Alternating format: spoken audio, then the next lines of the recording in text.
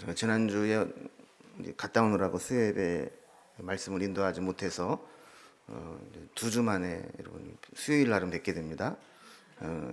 이런 말씀 드린 이유는 당연히 지난 시간에 했던 내용을 기억을 못 하실 거다 하는 것을 확인하기 위해서 한 주 전에 한 것도 모르는데 뭐 2주 전에 한 걸 어떻게 기억을 하겠어요. 그래도 혹시 모르니까 지난 시간에 우리 사도행전 강의 시간에 무슨 내용이었는지 기억나시는 분 계십니까? 바울과 바나바가 전도 여행을 떠나려고 준비를 하다가 서로 마가 요한을 데려갈 거냐 말 거냐를 가지고 다퉜다 하는 내용을 살펴보았죠. 처음 듣는 얘기 같죠? 근데 우리 그때 그 얘기를 했었어요. 근데 바울과 바나바가 뭐 처음부터 싸우려고 작정한 건 아니었습니다. 36절 말씀처럼 처음에는 좋은 마음으로 좋은 의도로 논의를 했어요. 그래서 우리가 주의 말씀을 전한 각 성으로 다시 가서 형제들이 어떠한가를 방문하자 그랬습니다.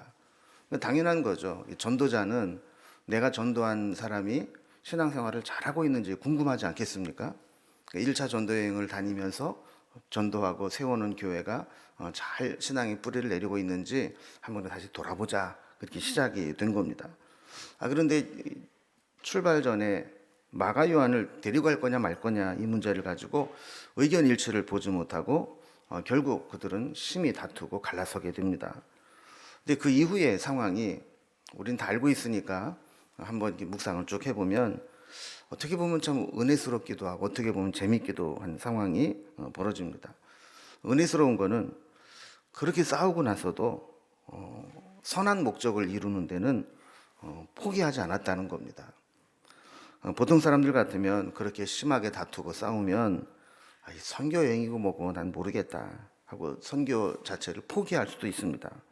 근데 이 두 사람은 다툰 건 다툰 거고 하나님의 일은 하나님의 일이다 이 생각을 하고 다투기는 했지만 각자 하나님의 인도하심을 따라 이 선교 여행을 떠나는 것을 보게 되죠.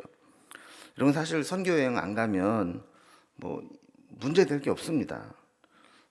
그런 얘기 하잖아요. 설거지 안 하면 그릇 깰 일도 없다고. 저는 설거지하면서 그릇 깨본 적이 한 번도 없어요. 설거지를 잘 안 하기 때문에. 소가 없으면 외양간은 깨끗하다 그러지 않습니까?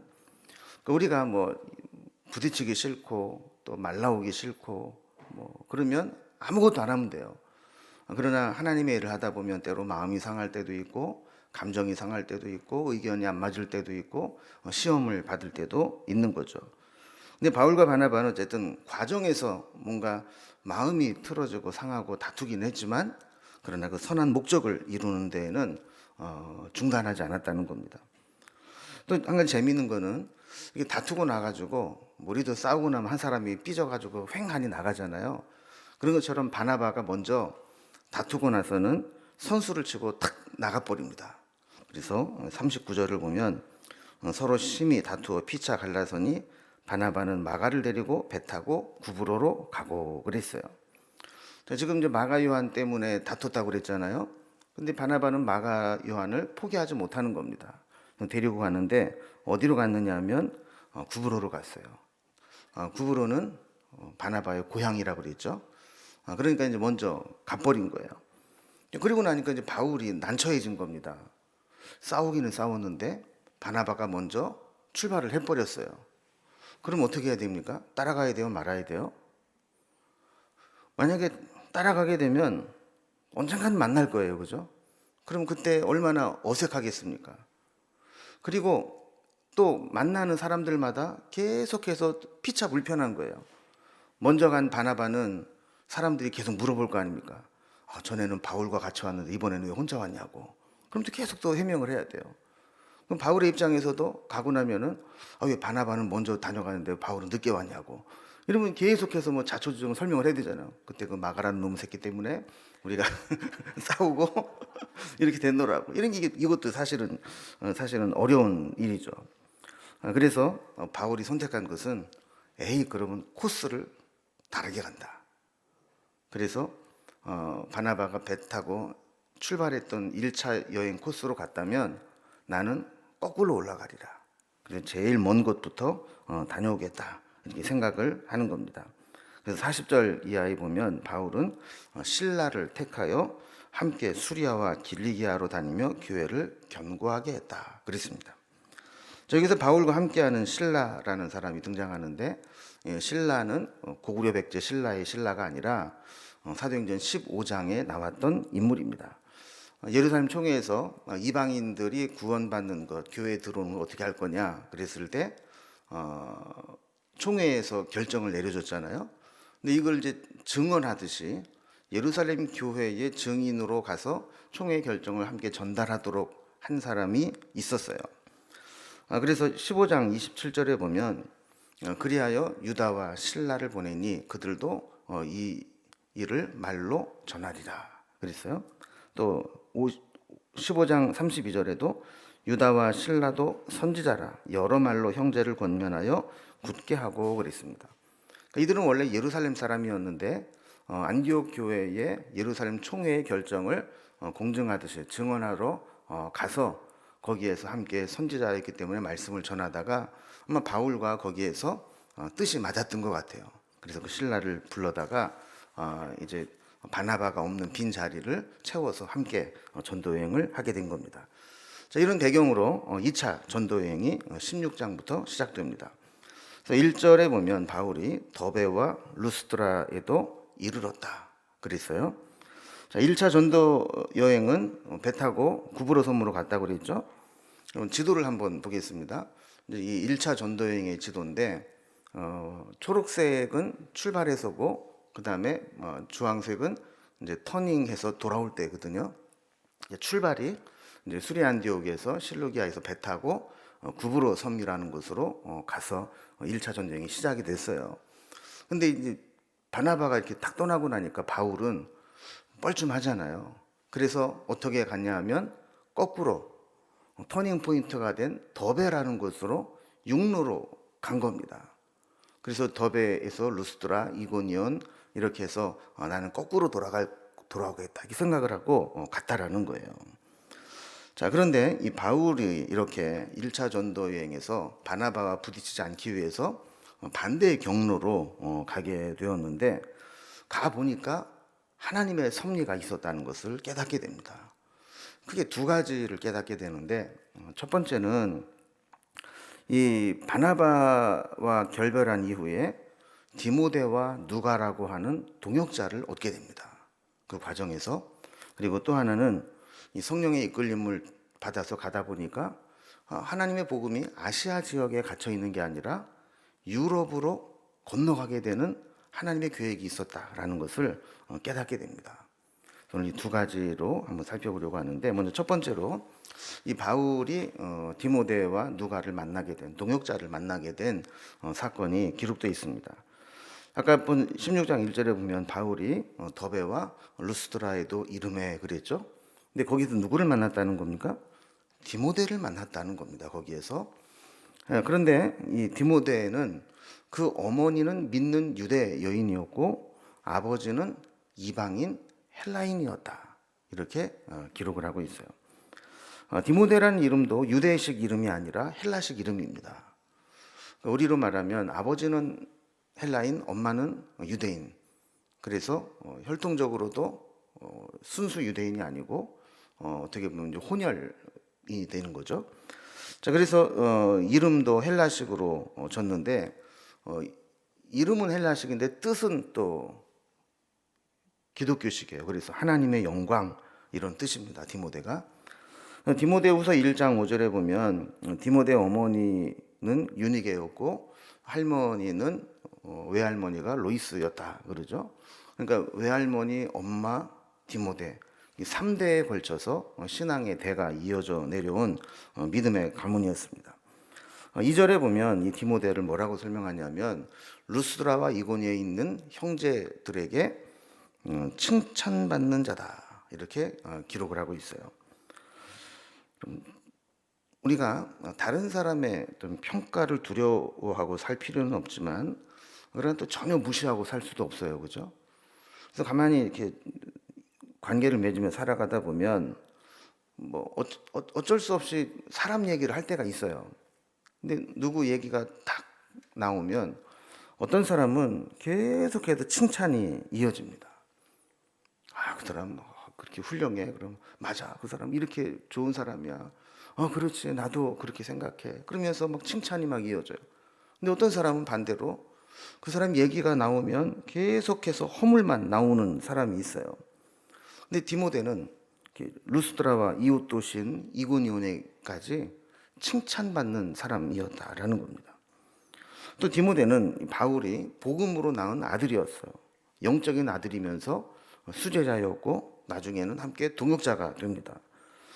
특히 바울은 디모데를 위해서 개인적인 서신을 2개나 써서 보낼 정도로 디모데전서, 디모데후서 이렇게 성경으로 남아있는 서신서를 남긴 밀접한 관계를 가지고 있었죠. 서신서들을 보면 디모데 이름이 곳곳에 나옵니다. 그런데 얼마나 디모데를 사랑했는지를 알게 돼요. 디모데전서 1장 2절에 보면 디모데를 믿음 안에서 참 아들 된 디모데에게, 믿음 안에서 참 아들 된 디모데다 그래요. 바울은 결혼도 안 했는데 이렇게 아들을 삼았어요. 또 디모데후서 1장 2절에 보면 사랑하는 아들 디모데에게 편지하노니, 그래서 사랑하는 아들에게 편지하는 심정으로 편지를 보내게 됩니다. 영적 아들을 삼은 겁니다. 골로새서, 빌레몬서, 고린도후서에서도 편지를 쓸 때 바울은 바울과 형제 디모데는, 그래서 편지를 쓸 때 함께 동역하고 있고 같은 마음으로 편지를 보내고 있다라고 이름을 써서 보낼 정도로 밀접한 관계를 맺고 있습니다. 또 바울을 형제라고 소개할 정도로 가까운 동역자였었죠. 또 디모데전서 6장 11절에 보면 오직 너 하나님의 사람아, 그래서 디모데를 하나님의 사람이라고 평가하는 것도 보게 됩니다. 또한 데살로니가 교회와 마게도니아 교회에 바울의 파송을 받아서 가게 됩니다. 디모데전서 1장 3절 우리 하나만 보면 내가 마게도니아로 갈 때 너를 권하여 에베소에 머물라 한 것은 그랬어요. 그래서 이제 바울은 몸이 하나니까 여러 지역을 전도하고 그 교회를 다 갈 수 없잖아요. 그러니까 자기가 못 가는 데는 누구를 보냈다고요? 디모데를 보내서 그것을 목회하게 했던 믿는 사람이었죠. 그래서 그 외에도 보면 나와 함께 수고한 자, 함께 옥에 갇혔다 풀려난 자, 이런 설명을 하면서 감옥에까지 같이 가고, 또 바울은 남아 있을 때 디모데가 풀려나서 바울이 하고자 하는 사역을 대신 가서 했던 그런 사람임을 보게 됩니다. 근데 이렇게 이제 소중한 동역자, 영적인 아들이 된 디모데를 언제 만나느냐? 2차 전도 여행 때 바나바와 결별하고 따로 가다가 루스드라에서 만나게 되었다라는 겁니다. 하나님의 방법은 참 이렇게 놀랍죠. 바나바와 마가를 동역자로서 잃어버린 대신에 하나님은 디모데를 그 자리에 채워주시는 것을 보게 됩니다. 또한 이 디모데를 만나는 루스드라라는 것은 사실은 바울이 1차 전도 여행하면서 가장 애를 먹은 곳입니다. 가장 고생하고 죽을 뻔했던 곳입니다. 사도행전 14장 19절에 보면 유대인들이 안디옥과 이고니온에서 바울이 전도하고 있는 루스드라까지 와서 사람들을 막 충동질시켜서 돌로 쳐 죽였던 곳이에요. 그래서 죽은 줄 알고 뚫뚫 말아가지고 시외로 끌어내다 버렸는데 부시시 또 깨나가지고 그 다음 장소로 갔던 그런 아픈 기억이 있는 곳이 루스드라입니다. 자, 그런데 그곳에 가서 복음을 다시 전하고 또 디모데를 만나게 된 겁니다. 성경에 직접적인 언급은 없지만 어떤 사람이 재미있는 개연성을 가지고 좀 설명을 해봤어요. 뭐냐면 바울이 회심하기 전에 예루살렘에서 스데반이 돌에 맞아 죽을 때 그 현장에 있었죠. 사람들이 스데반을 죽이려고 돌을 들어서 던질 때 그 사람들의 옷을 맡아주었던 청년이 바울이었어요. 자, 그런데 돌에 맞아 죽으면서도 너무 평안하고 태연하고 또 오히려 그들을 위해서 기도하는 모습을 본 바울의 마음은 금이 가고 있었던 거죠. 도대체 예수쟁이들을 뭐길래 자기를 죽이는 자들을 위해서도 하나님께 기도하고 축복하고 그럴 수 있는가. 마음에 균열이 있었다는 거예요. 마찬가지로 루스드라에서도 바울이 돌에 맞아 죽을 지경이 되었을 때 어쩌면 디모데가 그 장면을 지켜보고 있었을 것이다. 그리고 바울이 스데반이 죽는 그 모습을 보면서 마음의 균열이 갔듯이 디모데도 바울이 죽을 뻔한, 돌에 맞아 죽을 뻔한 그 장면을 보면서 아주 강렬한 인상을 받고 그 2차 전도 여행 때는 제자가 되었을 것이다, 뭐 이렇게 설명을 해보기도 해요. 그러면 이제 드라마가 완성이 되는 거죠. 어쨌든 바울이 루스드라에서 이렇게 뜻하지 않게 디모데를 만나서 제자를 삼게 되고, 그 후로 이 디모데와 바울은 언제나 복음을 위해서 동역하고 헌신하는 사람이 됩니다. 여러분, 사실 우리가 신앙생활을 하면서 이렇게 마음이 맞고 비전이 맞고 우리 평생 우리 같이 기도하면서 우리가 평생 같이 하나님 섬기자, 이럴 사람을 만나는 게 얼마나 귀한 일이에요. 근데 바울은 하나님의 은혜 가운데 바나바와 헤어졌지만 루스드라에서 디모데를 얻는 은혜를 입게 되었다라는 겁니다. 바울과 디모데의 만남을 보면서 한 가지 느끼는 것은, 하나님께서는 하나님의 일을 하는 사람에게는 하나님의 사람을 세워주시고 붙여주신다는 겁니다. 여러분, 우리가 어떤 사람 관계를 맺고 내 인생의 목표가 세상적이고 세상적인 것을 추구하면요, 그런 사람이 붙게 돼 있어요. 그런데 내가 인생의 목표를 하나님께로 두고 하나님의 사역을 위해서 헌신하다 보면 하나님께서는 그런 사람을 또 만나게 해 주시는 겁니다. 저는 우리 교회에 그런 동역자들이 많이 세워지고 붙여지기를 바랍니다. 그래서 그냥 단지 모이면은 맨날 세상 얘기나 하고, 어디 가면 옷 세일한대더라, 뭐 어디 가면 뭐 이때더라, 뭐 이런 얘기만 하는 관계가 아니라 정말 가슴이 막 설레일 정도로 하나님 나라에 대한 이야기를 하고 비전을 품고 뭐 동역할 수 있는 그런 관계가 되면 좋겠어요. 하나님께서 또 지금 당장 없으면 그런 사람들을 또 보내주셔서 또 만나게 해주시고, 또 그런 은혜가 우리 계속 있으면 좋겠습니다. 그럼 하나님의 일은 사람을 통해서 이루어집니다. 물론 돈도 필요하고 프로그램도 필요하고 뭐 다른 것도 필요하지만 다 있어도 사람이 없으면 못하는 거 아니겠어요? 우리에게 이런 부분들을 채워주시기를 소망합니다. 그런데 이제 디모데에 대한 이런 이야기가, 여기 보면 그 다음에 보면 한 가지 에피소드가 나와요. 좀 얼핏 보면 이해가 안 되는 이야기인데, 3절에 보면 바울이 디모데를 데리고 선교 여행을 떠나려고 할 때 그를 데려다가 할례를 받게 했다는 이야기가 나옵니다. 이 사건만 이렇게 딱 떼어서 보면 바울이 왜 그랬을까 하는 생각이 들어요. 그럼 바울은 우리가 알다시피 이방인 선교에 상당히 열려져 있는 사람이었습니다. 그리고 유대인들이 할례를 받아야 된다라고 할 때 그거를 안 받아도 된다는 공증을 받기 위해서 예루살렘 교회까지 가서 힘겹게 총회를 열고 답변을 받아온 사람이에요. 그런데 굳이 디모데를 데려다가 할례를 받게 할 이유가 있었겠는가? 바울은 이방인, 유대인, 뭐 반쪽짜리 이런 거 안 가렸던 사람이거든요. 심지어는 갈라디아서 2장 11절에 보면 이 게바가 나와요. 게바는 누구죠? 베드로죠. 그 베드로가 안디옥에 있을 때 책망받을 일이 있기로 내가 그를 대면하여 책망했다 그래요. 근데 여러분, 사실 뭐 바울이 디모데를 책망할 군번이 아니잖아요. 베드로는 예수님 수제자고, 바울은 뭐 핍박하다가 뒤늦게 합류한 사람인데 그 베드로를 책망했다는 거예요.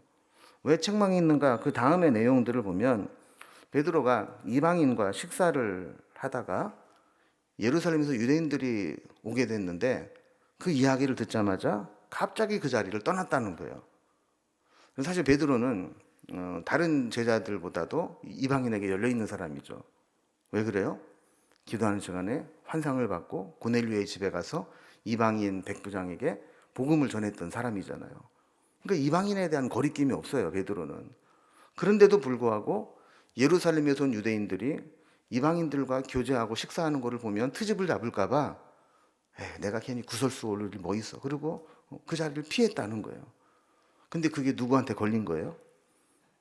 바울에게 딱 걸린 거예요. 그래서 어떻게 그럴 수가 있느냐고 그러면서 책망을 했다라는 겁니다. 자, 이 정도인데 바울이 왜 디모데에게 굳이 할례를 받으라고 하고 데리고 갔을까 하는 겁니다. 바울에게 있어서 할례는 그렇게 중요한 문제가 아니었습니다. 유대인들이 난 예수를 믿지만 전통대로 할례를 받겠다 그러면 굳이 막을 이유도 없었고, 또 이방인들이 예수를 믿으면서 나는 할례 받을 필요 없습니다 그러면 굳이 받으라고 할 필요도 없는 그런 상황이었어요. 바울에게 중요한 거는 복음이었지 할례가 아니었기 때문이었죠. 그런데 굳이 디모데를 데려다가 할례를 받게 한 것은 디모데가 복음을 전하는데 할례가 걸림돌이 되지 않도록 하기 위함이었다라는 겁니다. 그 교리적 결정이 아니라 사역적 결정이었다는 거예요. 앞으로 디모데가 할례 받지 않은 것 때문에 유대인들과 마찰을 빚고 대립이 생길 수 있는 요인들을 사전에 제거하겠다라는 겁니다. 우리도 그런 거 있잖아요. 그것만 해결하면 안 부딪힐 텐데 그걸 해결하지 않아서 계속 가는 곳마다 부딪히게 되면 얼마나 낭비입니까? 디모데가 복음을 전할 때 이방인들을 만나면 그렇게 말할 수 있을 거예요. 나 할례 받았지만 그 할례가 중요한 거 아니야. 근데 유대인을 만나면 이야기가 달라지죠. 만약에 아직 예수님을 믿지 않은 복음이 뭔지 모르는 유대인을 만나면 할례 받지 않은 이방인은 상대를 안 해줍니다. 너 할례도 안 받았다며. 그러면서 무슨 성경을 얘기하고 하나님을 얘기해 건방지게. 그러면서 유대인들과 대화 자체가 안 되는 거예요. 그러니까 이 디모데에게 아예 할례를 받자. 그게 구원의 문제가 아니고 교리적인 문제가 아니고 앞으로 유대인들과 마찰이 생길 수 있으니까 미연에 방지하자는 거였어요. 여러분 특히 디모데의 아버지는 헬라인이었죠. 디모데의 아버지가 이름은 안 나오지만 헬라인 이방인이었다는 것을 그 지역 사람들이 다 알았다 그랬어요. 그 디모데가 가면 쟤 누구 아들인데 이방인 아들인데 헬라인 아들인데 다 알고 있다는 거예요. 그러니까 유대인들에게 복음을 전하는데 걸림돌이 되는 거예요. 그래서 데려다가 할례를 행했다라는 겁니다. 개인적으로 본다면 굳이 할례를 받아라 할 필요가 없지만 이제 사역을 위해서 복음을 위해서 할례를 받겠다라는 겁니다. 4절과 5절을 보면 바울이 디모데와 함께 예루살렘에 있는 사도와 장로들이 작정한 규례 15장에서 이름 총회에서 내린 결정이 있잖아요. 그거대로 이방인들에게 복음을 전했더니 여러 교회가 믿음이 더 굳건해지고 수가 날마다 늘어났다. 이렇게 좋은 이야기를 하게 된 겁니다. 자, 이렇게 첫 번째 생각은 비록 바나바와 결별하기는 했지만 하나님께서는 그 자리에 디모데라고 하는 동역자를 세워주셨고 그를 통해서 하나님의 일을 계속해 나가신다는 거였습니다. 자, 두 번째 오늘 사건에서 중요한 것은 이 성령께서 바울의 일정과 계획을 변경시키셨다라는 거예요. 그러니까 성령의 입장에서 보면 변경시킨 거고 바울의 입장에서 보면 성령의 이끄심을 따라갈 수밖에 없었다라는 것입니다. 6절 이하의 말씀은 짧은 말씀이지만 사실은 세계사의 역사를 바꾸어 놓는 사건이었습니다. 5절 말씀처럼 바울을 통해서 교회가 믿음이 굳건해지고 부흥의 역사가 나타나게 되었다면 이 수고해도 힘들지 않죠. 그런데 때로는 내가 수고한 대로 되지 않을 때가 있어요. 난 열심히 했는데 뭔가 막혀질 때가 있어요. 하나님께서 그 일을 막으시고 변경시키실 때가 있어요. 6절 말씀을 보면 성령이 아시아에서 말씀을 전하지 못하게 하시거늘 그랬어요. 하나님께서 말씀을 전하지 못하게 했다. 우리 이해하기 힘든 내용이 나옵니다. 그러니까 잘 나가다가 뭔가 제동이 걸렸다는 겁니다. 말씀을 전하지 못하게 하는 것이 성령의 일이라는 겁니다. 성령은 오히려 말씀을 전하는데 강력하게 역사하시는 분 아닙니까? 그런데 성령께서 그것을 막으셨다, 못하게 했다라는 거예요. 그럼 성령님은 하나님 말씀이 역사하도록 하는 능력을 가지신 분이죠. 그래서 제가 이렇게 개떡같이 설교를 해도 여러분들이 찰떡같이 알아들으시고 또 은혜를 받고 이런 거 아니겠습니까? 그런데 6절에 보면 성령이 말씀을 전하지 못하게 하셨다라고 그랬어요. 성령이 막으셨다라는 겁니다. 여러분 사람이 막은 거면 문제가 달라지죠. 그 사람을 설득할 수도 있고 또 다른 사람과 할 수도 있어요. 그런데 성령께서 막으셨다라고 하면 그거는 방법이 없는 겁니다. 성령께서 아시아에서 바울이 복음 전하는 것을 잠시 막으셨어요. 그곳에서 열매가 잘 맺혀지고 있고 부흥하는 것을 보고 막 신나서 내가 이제는 어디로 가야지, 어디도 복음을 전해야지 막 했는데 성령께서 가는 곳마다 막으셨다라는 거예요. 뭘로 막으셨는지는 성경에 나와 있지 않아요. 갑자기 뭐 하려고 그러면 아프게 만들어서 못 가게 했다든가, 아니면 또 사람들로 하여금 막았다든가, 뭐 그런 해석들은 있지만 뭐가 막았는지는 몰라요. 그러나 분명한 것은 바울이 자기가 계획한 대로 갈 수가 없었다라는 겁니다. 하나님께서 막으시면 아무도 열 수 없고, 하나님이 열어놓으시면 누구도 못 갈 데가 없는 겁니다. 근데 한 가지 하나님이 하시는 방법은 뭐냐면, 하나님께서 우리가 잘하고 있는 것을 막으신다는 얘기는 어떤 의미일까요? 단순히 하지 말라는 얘기일까요? 그게 아니고 다른 길을 열어놓으셨다라는 겁니다. 다른 길을 열어놓고 기다리고 계신다는 거예요. 여러분, 만약에 이게 하나님의 뜻인데 마귀가 막고 있거나 사람이 방해하면 믿음으로 기도하고 헤쳐나가야죠. 그런데 하나님이 막고 계신다 그러면 하나님이 열어놓은 곳은 어떤 곳인가를 찾아야 된다는 거예요. 6절 말씀 보면 바울 일행이 부르기아와 갈라기아 땅을 지나 비두니아로 가기 위해 무시아라는 곳에 와 있다 그랬어요. 지도를 한번 보겠습니다. 바울의 계획은 지금 루스드라에서 계속 소아시아 지역에서 북쪽으로 올라가면서 복음을 전하는 거였어요.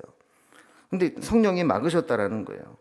7절 말씀과 한번 연결해서 보면은요, 무시아의 앞에 이르러 비두니아로 가고자 애쓰되 예수의 영이 허락지 아니하시는지라 그랬습니다. 북쪽에 있는 비두니아로 가려고 하는데 성령이 막으셨다라는 거예요. 지도 한번 다시 한번 보겠습니다. 지금 있는 지역에서 이 부르기아 쪽으로 또 무시아 쪽으로 가려고 지금 서 있었던 겁니다. 그런데 하나님이 그 길을 막으셨어요. 그래서 간 곳이 어디냐면 드로아라는 곳이에요. 그래서 8절 말씀을 보면 어쩔 수 없이 소아시아 지역의 서쪽으로 방향을 돌려서 드로아라는 곳으로 가게 됩니다. 드로아는 여러분 트로이 목마 아시죠? 예, 트로이 목마가 들어간 곳에 인접해 있습니다. 그래서 그 지역을 가면 드로아 바로 옆에 트로이 목마가 이렇게 기념으로 돼 있는 곳들이 있습니다.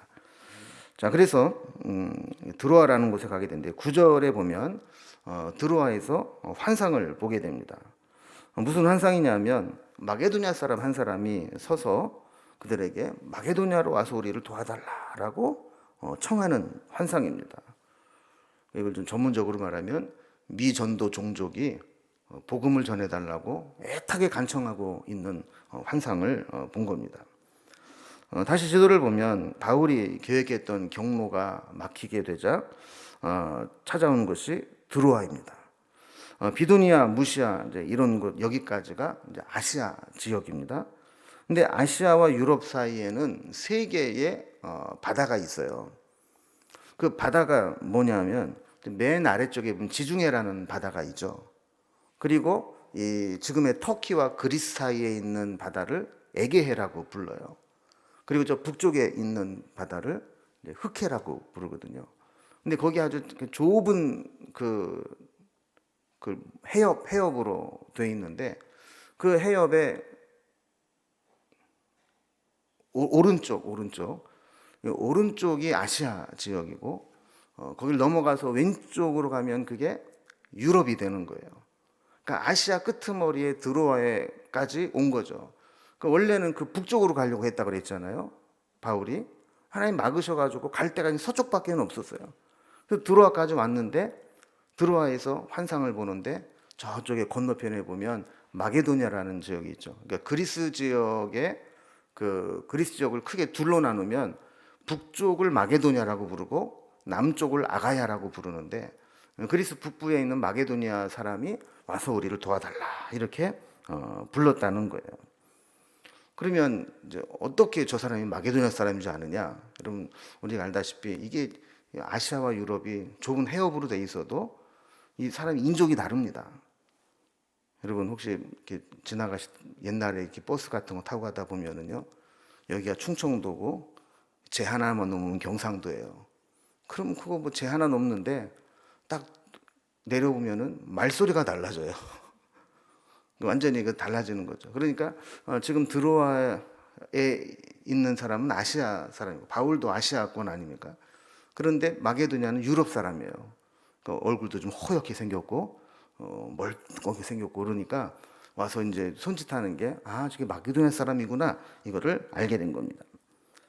그러니까 정리를 한번 해보면 바울은 2차 선교 여행을 출발할 때만 해도 이 소아시아 지역의 일부분, 그러니까 1차 전도 여행을 다녀왔던 코스를 한번 돌아보려고 한 거예요. 그리고 잘 되던 전도가 막히게 될 때에도 그는 그저 아시아 지역을 벗어나지 않으려고 그렇게 북쪽으로 갔다가 서쪽으로 갔다가 그러면서 아시아에만 있으려고 한 거예요. 그런데 하나님이 그 계획을 바꾸셨어요. 그래서 유럽으로 건너가게 하신 거죠. 10절에 보면 바울이 그 환상을 보고 마게도냐로 떠나기로 힘썼다 그래요. 힘썼다는 얘기는 그 결단이 쉽지 않았다라는 겁니다. 그래서 왜냐하면 바울의 계획 속에는 유럽, 마게도냐는 없었거든요. 그런데 환상을 보여주고 막 도와달라고 와서 우리를 복음을 전해달라고 하는 손짓하는 것을 보고는 가기 싫지만 계획이 없었지만 가야 되겠다라고 순종하기 위해서 애를 썼다라는 겁니다. 11절에 보면 바울이 환상을 보았을 때 곧 마게도냐를 떠나기를 힘썼다. 그리고 배를 타고 직행하여 그 마게도냐로 가게 됐다. 이렇게 이야기를 하게 됩니다. 순종할 때 좀 쉽지 않고 좀 안주하고 싶고 편안하고 싶지만 순종이 하나님의 역사를 이루게 되는 것을 보게 되는 겁니다. 10절부터 보면 한 가지 재밌는 사건이 일어나요. 바울이 그 환상을 보았을 때 우리가 곧 마게도냐로 떠나기를 힘쓰니 하면서 우리를 부르신 줄로 인정함이로라. 우리라는 말이 나와요. 11절에도 보면 우리가 드로아에서 떠나 그랬어요. 13절에 보면 또 안식일에 우리가 그랬어요. 왜 우리가 이런 걸 반복했냐면요. 주어가 지금 은연중에 달라지고 있어요. 뭐 바울이 그랬다, 뭐 바나바가 그랬다, 막 바울과 바나바가 그랬다 이렇게 3인칭으로 나오다가 우리가라는 말로 바뀌어요. 그럼 여기는 무엇을 얘기하는 걸까요? 사도행전을 누가 썼습니까? 누가 썼어요? 누가가 썼어요. 그러니까 여기 우리가라고 돼 있는 부분부터 누가가 동행하고 있다는 겁니다. 이것은 이제 사도행전의 저자인 누가가 여기부터 바울과 함께했다는 거예요. 우리가 알다시피 바울은 몸이 안 좋았죠. 그래서 걸어다니는 종합병원이다 이렇게 불렸어요. 육체의 가시를 가지고 살았습니다. 의사였던 누가가 바울의 이제 주치의가 되어서 잘 보았는데, 근데 같이 이제 뭐 우리도 그렇잖아요. 선교사님들이 그 외국에 나가 사역을 하다가 돌아오면 또 병원에 가는 게 코스잖아요. 검진도 받고 또 몸이 안 좋은데도 치료하고 그리고 고쳐가지고 또 나가고 그런 그 합니다. 바울도 이제 그런 일을 했는데 누가가 가만히 보니까 고쳐놓으면 도지고 고쳐놓으면 또 어디 고장나고 그러니까 에이 안 되겠다 내가 같이 다녀야 되겠다 그러고 여기부터 같이 동행을 하게 된 겁니다. 바울은 이제 사실 소아시아까지밖에는 생각을 못했는데 하나님은 2차 전도여행에서 유럽을 보게 하셨습니다. 그래서 마게도냐 땅을 밟게 하면서 유럽의 복음이 전파되게 되셨습니다. 그리고 3차 전도여행을 가게 되면 바울이 지경을 더 넓히게 됩니다. 물론 가지는 못했지만 서바나로 기록된 유럽의 땅끝인 스페인까지 가려는 계획을 세우게 되고 내가 그렇게 하지 못하면 로마까지 가리라. 로마도 보리라 그러면서 이 로마를 기착점으로 해서 땅끝까지 복음을 전하려고 하는 것을 보게 됩니다. 그럼 바울을 통해서 복음이 유럽으로 넘어갔다는 것은 엄청난 의미를 가지고 있습니다. 단순히 지리적으로 뭐 해협을 하나 건너갔다 이런 정도가 아니라 복음이 유럽으로 건너가면서 헬라 철학과 만나게 됩니다. 그래서 예수의 사건이 헬라 철학을 통해서 체계를 잡게 되고 교리를 만들게 되는 거죠. 그래서 기독교가 정리됩니다. 그리고 이제 로마에 들어가게 되면서 로마가 세계를 통일해 놓았을 때 통일된 로마 제국에 복음을 전하게 되는 기틀이 여기에서 마련되게 되는 겁니다. 그러니까 사실은 콜럼부스가 아메리카 대륙을 처음 발을 밟았을 때 그게 사실 아무것도 아닌 것처럼 보여도 유럽 대륙에서 아메리카 대륙을 만나게 되고 아메리카에 미국이 생겨나게 되는 결정적인 순간 아닙니까? 마찬가지로 바울이 드로아에서 네아폴리로 그리고 마게도냐로 넘어가는 이 과정은 지리적으로 보면은 뭐 몇백 킬로, 뭐 1000킬로 정도밖에 안 됐을 거예요. 그러나 그 거리로 환산할 수 없는 엄청난 선교적 영향을 있는 겁니다. 성령의 인도하심에 민감하게 반응하고 성령의 인도하심에 순종하게 되면 이렇게 하나님의 나라가 확장되어지고 우리의 사역의 지경이 넓어지게 됩니다. 저는 우리 교회도 그저 명륜동에 있는 동네 교회로 남아 있지 않기를 바랍니다. 우리 교회를 통해서 수많은 하나님의 일들이 이루어지고 우리 교회를 거쳐간 수많은 사람들이 또 세계로 뻗어나가고 전국으로 뻗어나가고 그래서 언젠가 우리가 홈커밍 데이를 할 때 보면 정말 우리 명륜중앙교회를 빛낸 인물들이 그냥 막 쏟아져 나오는 그런 교회가 되었으면 좋겠습니다. 여러분, 우리 인생 가운데에도 내 계획이 막히고 좌절되고 방향을 바꾸어야 될 때가 있습니다.